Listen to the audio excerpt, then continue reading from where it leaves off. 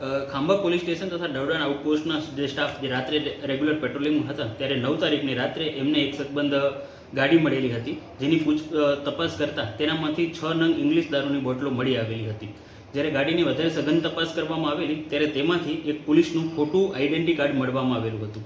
અને જ્યારે આ ઈસમ છે ચિરાગ, એની વધારે તપાસ કરવામાં આવી અને એમનું ઈ ગુજકોપ પરથી જ્યારે ગુનાહિત ઇતિહાસ જાણવામાં આવ્યું ત્યારે તેમના દ્વારા હની ટ્રેપના અલગ અલગ ગુનામાં એ સંડોવાયેલો છે એવી જાણકારી પ્રાપ્ત થયેલી હતી. આ જ્યારે ઈસમની છે વધુ સઘન તપાસ કરવામાં આવી ત્યારે જાણવા મળ્યું કે આ એક હની ટ્રેપની એક આખી ગેંગ ઓપરેટ થઈ રહી છે અને આમની સામે અમદાવાદ, સુરત તથા સૌરાષ્ટ્રમાં અનેક જગ્યાએ હની ટ્રેપના ગુના દાખલ થયેલા છે. આ લોકો દ્વારા આ જે ગેંગ છે એનામાં 2 સ્ત્રીઓ તથા અનેક પુરુષો સામેલ હતા. તેમના દ્વારા જે લોકો છે એમને મેસેજ કરી એકાંત જગ્યાએ બોલાવવામાં આવતા અને જ્યારે એ સ્ત્રીઓ જોડે હોય ત્યારે આ જે ગેંગના સભ્યો છે એ ખોટું પોલીસની આઈડેન્ટિટી કાર્ડ આપી અને એમની ઉપર એક્સટોર્શન કરતા હતા અને એમની પાસેથી પૈસા મેળવતા હતા. આ જે ગેંગ છે એમના એક બીજા ઈસમ છે જેનું નામ છે રાજુભાઈ ભોળાભાઈ રાઠોડ, જે નરોડા તથા રામોલ પોલીસ સ્ટેશનના 2 ગુનામાં નાસ્તા ફરતા હોય તેમને પણ ખાંભા પોલીસ સ્ટેશન દ્વારા પકડવામાં આવેલા છે.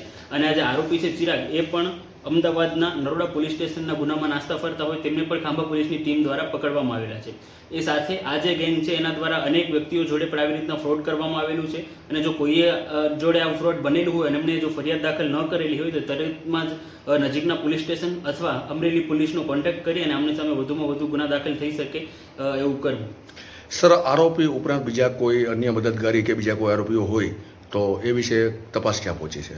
હાલમાં અમારા દ્વારા જે ગુનો દાખલ કરવામાં આવેલું છે એ ફોર્જરીનું છે, જેનામાં એમને પોલીસનો એક ખોટો આઈડેન્ટિટી કાર્ડ છે એ જનરેટ કરેલું છે. એનામાં જે છે એમને આઈડેન્ટિટી કાર્ડ ક્યાંથી બનાવ્યું અને એમને કેવી રીતના મેળવ્યું એનામાં આરોપીઓના નામ ખુલ્યા છે. એ ડાયરેક્શનમાં વધુ તપાસ ચાલુ છે અને જેવી રીતના કોઈ આરોપીની ધરપકડ થશે તો આપણે જાણ કરવામાં આવશે.